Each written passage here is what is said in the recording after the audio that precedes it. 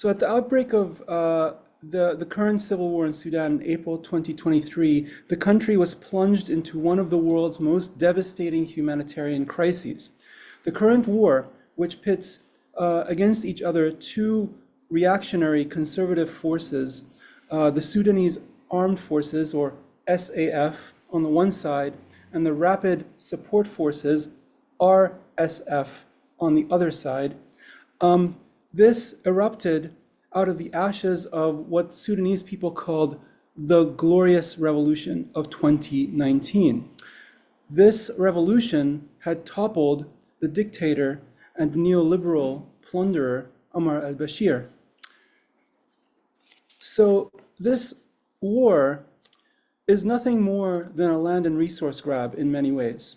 The SAF and the RSF are each backed by regional and imperialist powers, and in the process of struggling over the resources of the country, they have visited the deadliest famine in 40 years, the world's deadliest famine in 40 years, on the country's 51 million people.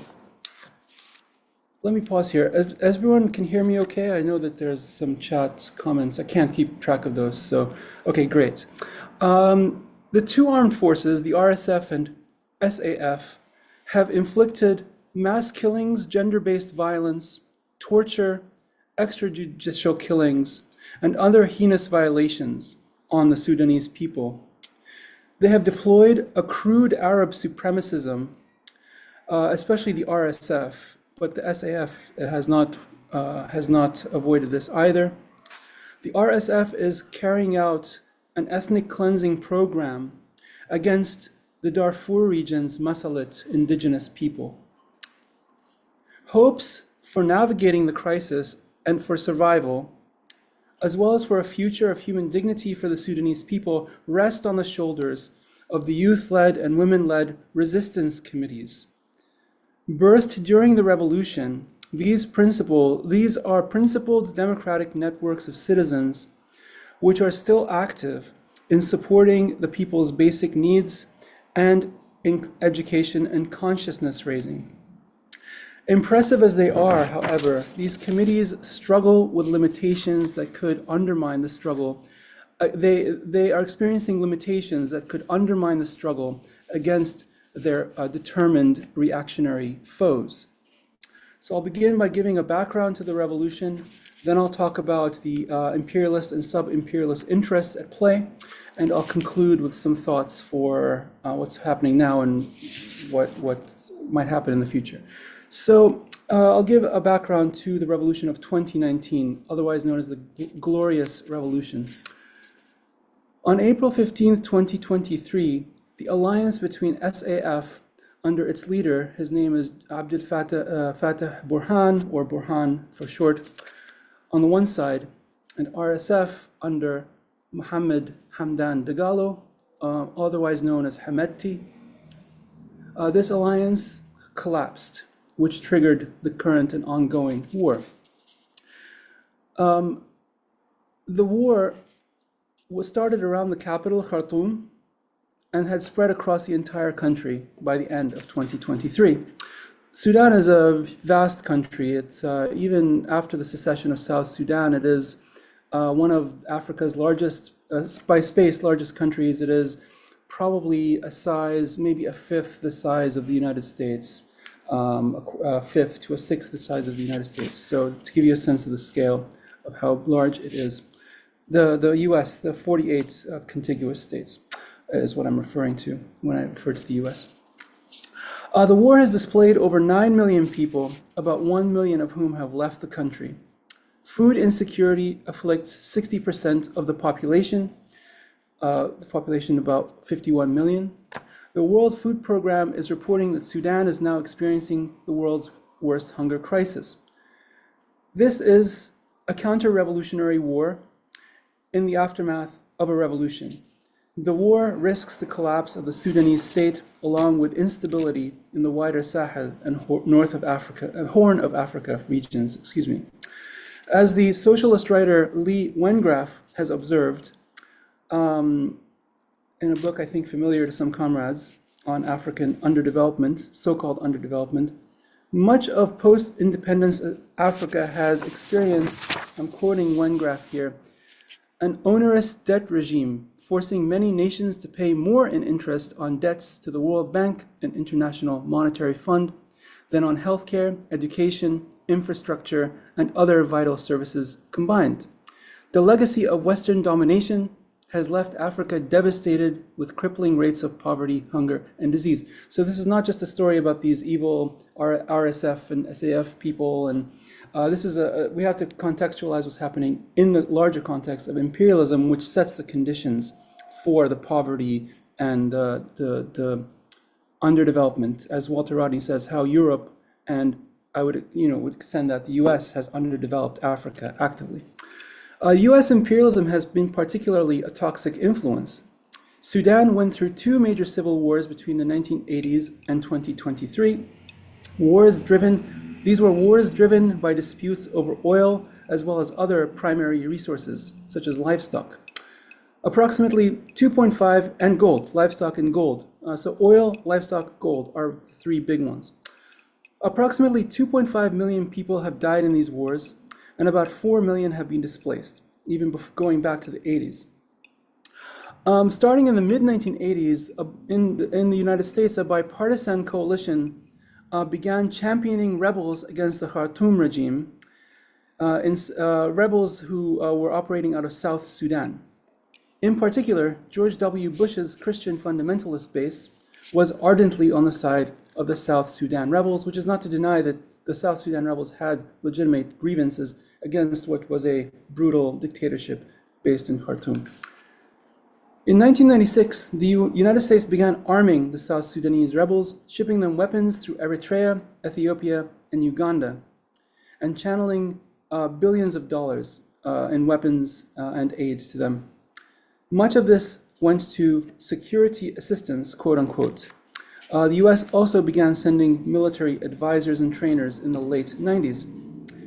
US business interests pushed South Sudanese secession, seeing opportunities to access massive oil resources, which are the third largest in Africa after Angola, those of Angola and Nigeria. That's just South Sudan, not overall, Sudan overall. At the time, in the 90s, late 90s, the US state and business actors saw the Khartoum regime as less accommodating of Washington's interest. Thus, the US listed Sudan as a state sponsor of terrorism. Washington's commitments to South Sudan were nothing but pretexts for imperialist expropriation. By 2013, over half of South Sudanese people were still living in poverty under the regime of US liberal humanitarianism. In the state of Unity, the name of the state is Unity in South Sudan, its most oil-rich state, half the children experienced malnutrition. Access to running water was rare. Internecine struggles over control of oil resulted in the outbreak of war in 2013. I should also mention that the US is not the only imperialist or foreign intervention force in Sudan and South Sudan. China, India, Malaysia, Russia, and I'll get to the others, especially the UAE and Saudi Arabia, have played huge roles, especially in the northern part of Sudan, which becomes Sudan proper, as opposed to the independent South Sudan in 2011. So that's just the overall background of imperialism and U.S. intervention. Let me talk then about the rise of Omar al-Bashir. His movement is called Inqadh, or Inqaz, I-N-Q-A-Z, and that means salvation in Arabic. They are an Islamist current and a neoliberal current, or a very sort of pro-free market current, if you want. Al-Bashir seized power in a coup against a democratically elected government in 1989. Once in power, he pushed austerity and a counterinsurgency against indigenous movements in Darfur, along with the secessionist movement in the south. When South Sudan seceded in 2011, it took with it the lion's share of Sudan's oil, Khartoum lost 75% of its oil revenues. This set in motion a number of processes which led to the 2019 revolution and then to its bloody repression in the period between 2021 and the present. So the revolution 2019 to 2021, counter-revolution 2021 to the present. The loss of oil undermined al-Bashir's patronage network and led to widespread economic hardship for the population of northern Sudan, the region he governed, which is above that red border you see. By 2009, so this is before secession happened and before when all of Khartoum had control of the oil, had control over all the oil. Rural poverty still stood at 58%, with urban poverty at 26%. In the lead up to the 2019 revolution, the price of bread increased threefold. This is what initially sparked the revolution north of Khartoum in late 2018, early 2019. I have a whole section on West Darfur as a case study of Sudanese so-called primitive accumulation, but I won't get into that. That's a very there's a lot of fascinating material there about pastoralists and agriculturalists and the transition from a subsistence economy to a commodity exporting economy, which is actually really interesting, but I can't get into it too much for limitations of time.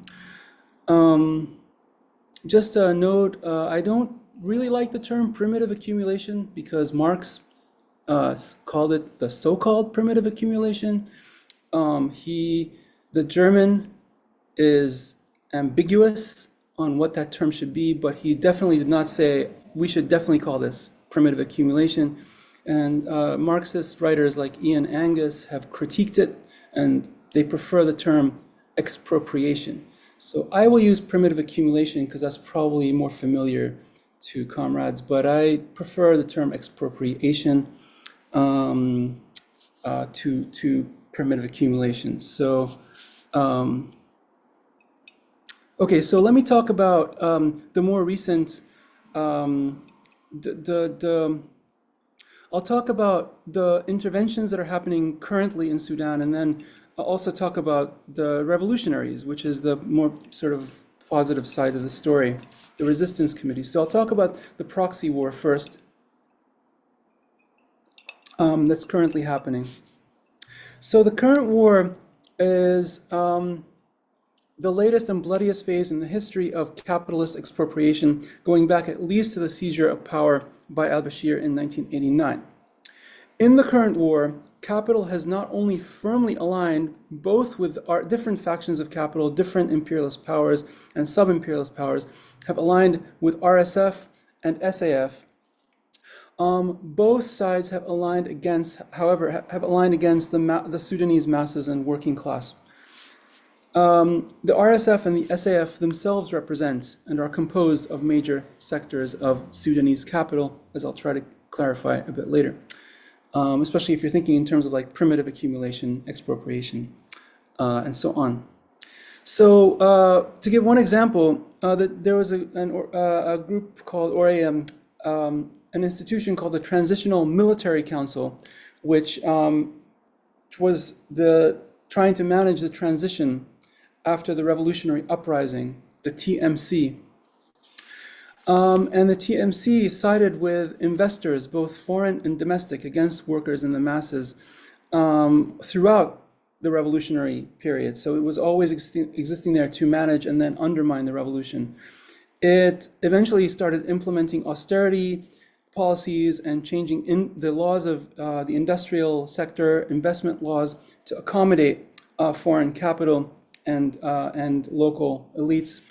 At the same time, ignoring the demands of unions and refusing to allow union elections. This was in the period before the war broke out. So this was like they were trying to be sort of a committee for managing the interests of Sudanese capital, if you want, to paraphrase Marx and Engels. So to summarize, foreign powers on both sides of the conflict have really they've been claiming that they want a peace deal, but really they've been doing everything they can to sort of foment violence and conflict. Let me quote here someone named Abdurrauf Omar, who is a Sudanese revolutionary, a union leader, and a scholar, a very distinguished scholar of the agricultural sector in Sudan. And this was cited in a website called Hammer and Hope, which is, I think, a new socialist website, a black Marxist website, maybe. And Abdurrauf Omar has highlighted the connections between Sudanese and international capitalist classes. It's a nice summary of the background to the proxy war. He writes in a recent article, the state displaced millions of non-Arab Darfurian farmers in order to exploit the region's gold and uranium. The international community intervened primarily to provide shelter and aid to displaced Darfurians, which ultimately cost less than the mineral wealth extracted by companies working with regime leaders. The current war is duplicating a similar process of violent extraction and is spreading it to other parts of the country. Violent extraction that is spreading across the country. So uranium was mentioned. I also talk a lot about livestock, which is actually a hugely profitable resource in the longer article. Livestock used to be a subsistence good. In the 1980s, it started becoming exported, in particular to countries like Egypt and especially the Arab Gulf countries, Saudi Arabia and the UAE, which have huge consumer demands, and as well as gold, right? So the UAE has interest in livestock and in particular gold, and that's why, like, if you want to understand the UAE's role, which I'll talk about in a few moments, the United Arab Emirates, right? Gold and livestock are a big part of the story. So let me talk about gold for a moment. Gold has become Sudan's most lucrative commodity, especially after the secession of South Sudan in 2011. As mentioned, so one of the sort of main impetuses for Hemeti and the RSF and sort of fueling the ferocity of its violence is that they are controlling a lot of lands where gold mines exist, right? They are trying to remove indigenous people from gold mine areas in regions such as Darfur and Kordofan. Gold is a major reason why the United Arab Emirates, an oil-rich Arab monarchy, has intervened on the side of the RSF. In late July, for example, it was reported in The Guardian that the United Arab Emirates was actually sending military personnel to Sudan. This is also previous to that, the RSF had been employed by the UAE and Saudi Arabia to fight against the Houthis in Yemen during the Saudi-UAE war against the Yemenis over the last 10 years. So, the Saudis and the Emiratis, the UAE leaders are funneling millions and tens of millions of dollars to the RSF. And the UAE has even supplied the RSF with drones and thermobaric bombs, which are more destructive than conventional bombs. Where is the UAE getting all this stuff from? Well, they're a big US client state, right? So the US just declared the UAE a preferred strategic partner, I think is the term. So the UAE is also part of the Abraham Accords of normalization with Israel.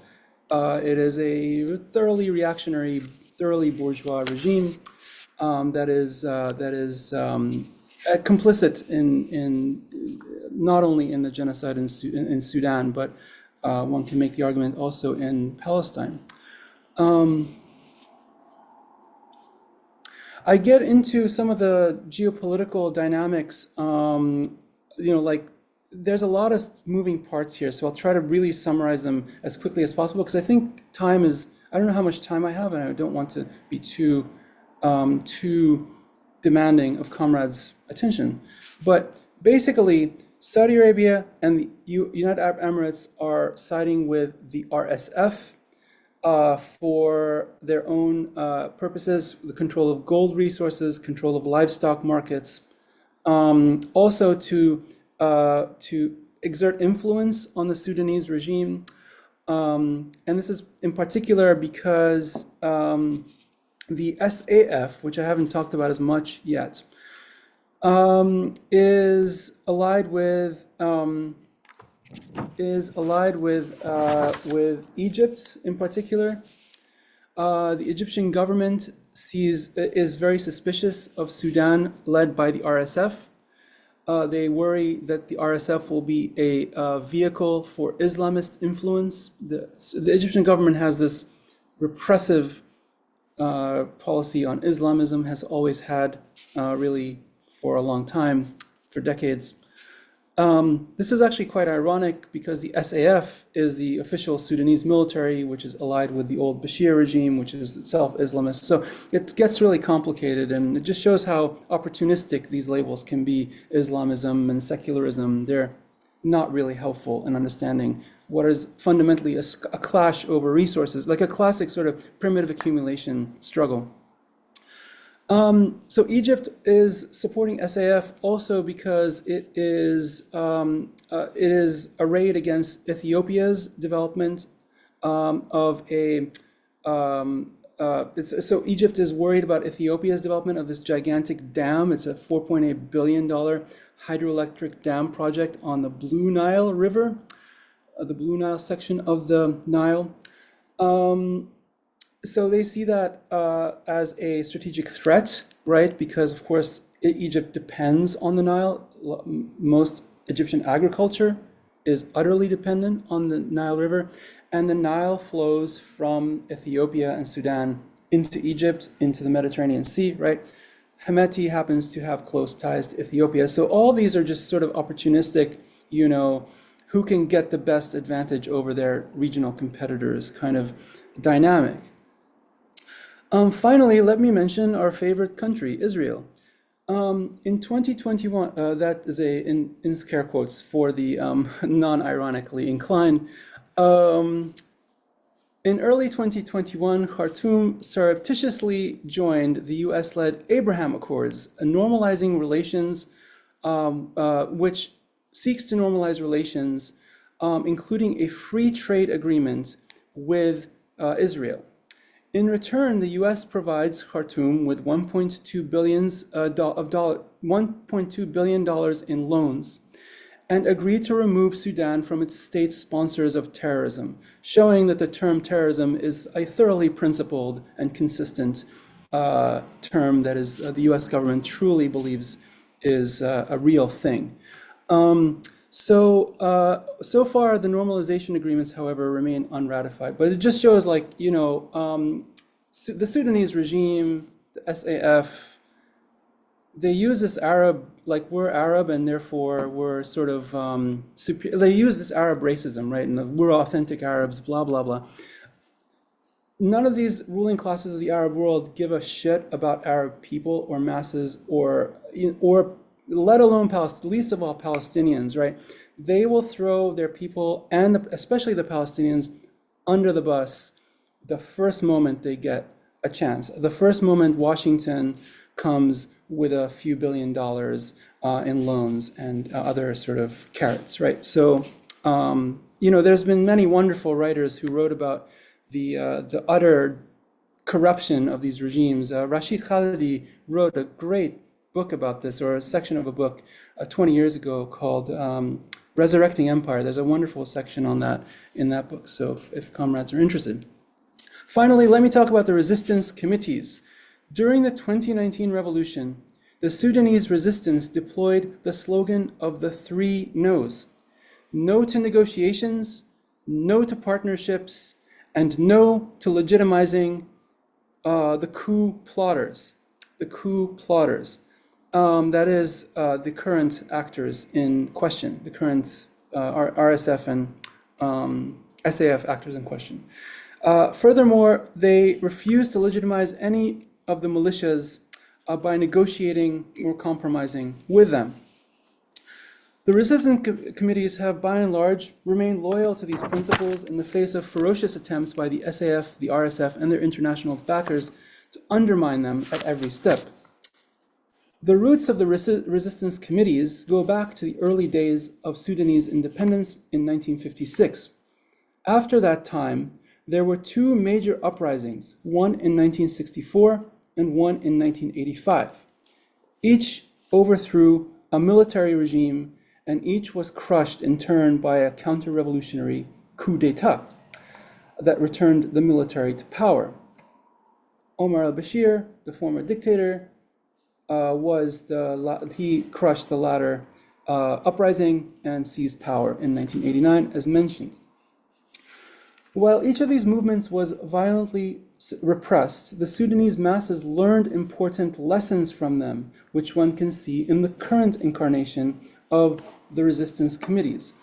This has helped to explain their resilience from the most recent revolution, 2019, to the present day. It also helps explain the rapidity of their spread across all of Sudan. There is I hesitate to use the word, but a cultural understanding in Sudan, a historical memory among the masses. It is one of the one of the wonderful things about this research is you learn that actually the Sudanese masses and the working classes are one of the more militant and combative and class-conscious working classes one encounters. And they sort of like that historical memory of class struggle is so helpful when you are resisting and trying to survive extreme repression, because it gives you this sort of understanding of what you need to do, like almost sort of intuitively, right? Even before 2019, Sudan's youth movement began reaching out to and building alliances with professional unions. For example, those among physicians, lawyers, school teachers, and pharmacists, to name a few. The Sudanese Professional Association, SPA, which was a network of such unions, then took the lead in the revolutionary protests of 2019. They marched on the parliament in Khartoum in late December 2018, issuing demands such as the raising of public sector wages and the legalization of unions. The security forces cracked down on them violently. It was at that point that they escalated their demands. So you see how quickly, like they don't just cow, right? They're getting violently repressed, and this historical memory is giving them the wherewithal to escalate their demands, right? So their demands become not just sort of reformist demands, but they now want a political revolution. They want the removal of the government and the transition to democracy, right? Drawing on their historical experiences mentioned, the protesters formed a new iteration of resistance committees. These spread all over Sudan's major cities, from Khartoum to Omdurman to Niala, and to regions as far-flung as Darfur and the Red Sea. The committees encompassed the middle classes as well as the working class. As a recent writer, a Sudanese writer, writes, his name is Khaled Mustafa Madani. He writes in a recent issue of Middle East Report on Sudan, which is a great journal. I recommend it to everyone. It's a leftist journal. I think originally a Marxist journal. I think it still is. I can't tell, but it's definitely left and materialist. Khaled Madani writes, quote, "The protests were distinguished by never before seen levels of solidarity across class and ethnic lines. The protests also successfully mobilized interracial and interethnic solidarity. The al-Bashir regime has spent a lot of resources and time to try to divide people along ethnic and racial lines. They reified this division, which is completely it's fabricated essentially between Arab Sudanese and Black African Sudanese. The history of Sudan shows a lot of intermarriage. All these communities speak Arabic amongst each other. The majority of people are Muslim. They are co-religionists. Some people have different economic practices. So some are pastoralists, some are agriculturalists, and those differences were sort of manipulated by these dictatorships into like racial terms, right? And to divide them from each other. But these protests were sort of pushing back against that very, very nicely. Women-led networks were also hugely important. They organized cooperatives for example, of women street vendors who have supplied everyday people with necessary material needs as well as providing educational needs, filling in the gaps that are left by the sort of undermining of the state during the Counterrevolution. They also, the protesters also organized, they had a huge working class component which organized sit-ins and strikes. They shut down ports. They did all kinds of disruptive activities in examples of incredible militancy and class consciousness. I have further detail. I talk a little bit about the resistance communities of Nyala in Sudan's second city. I won't get into the details there, but there's some really fascinating material on that. I hope it's fascinating in the longer version of the paper. But let me come to my conclusion. The history of Sudan since independence in 1956 has been one of continuous internecine conflict, punctured by wars, insurgencies, and counterinsurgencies. These occurred during every decade of the country's existence as an independent nation. Attempts by one capitalist faction or another, backed by imperialists, to monopolize lucrative resources have been a consistent driver of the conflict. In contrast to the avarice of the Inqadh regime, of Bashir, of the RSF and the SAF, Sudanese workers and everyday people have been consistent champions of democracy and emancipatory values throughout Sudan's post-independence history. The main tactic they have developed, that of the resistance committees, has been a powerful instrument for resilience and revolution. The current war is the most recent example of structural and historical divisions sown by imperialism and its local affiliates in Sudan. Local actors that have been just mentioned have opportunistically taken advantage of these divisions to pursue their expropriative agendas. Because the ultimate causes of Sudan's crises are based in imperialism, it is the task of US and European revolutionaries to enact true internationalism and to challenge their own capitalist classes' own, in quotes, complicity in the Sudanese war and in Sudanese history more generally. This must involve not only highlighting the true history of imperialist primitive accumulation and neo-colonial extraction, and of the anti-Black racism which has rendered Sudan invisible in the Western media, but also solidarizing with the Sudanese working class and all its revolutionary fighters.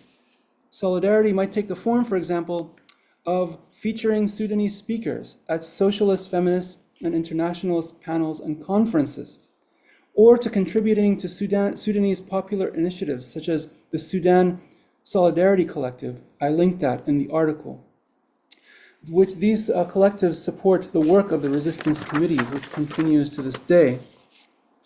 Ultimately, imperialism and neo-colonial expropriation cannot be confronted, let alone defeated, without the independent internationalist self-activity of the working class. This basic lesson of Marxism applies both in the so-called global North and in the South. To build the Revolutionary Party as the instrument of working class independence and internationalism, this is the fundamental task of communists and revolutionaries in the US as well as in Sudan and beyond. Thank you very much.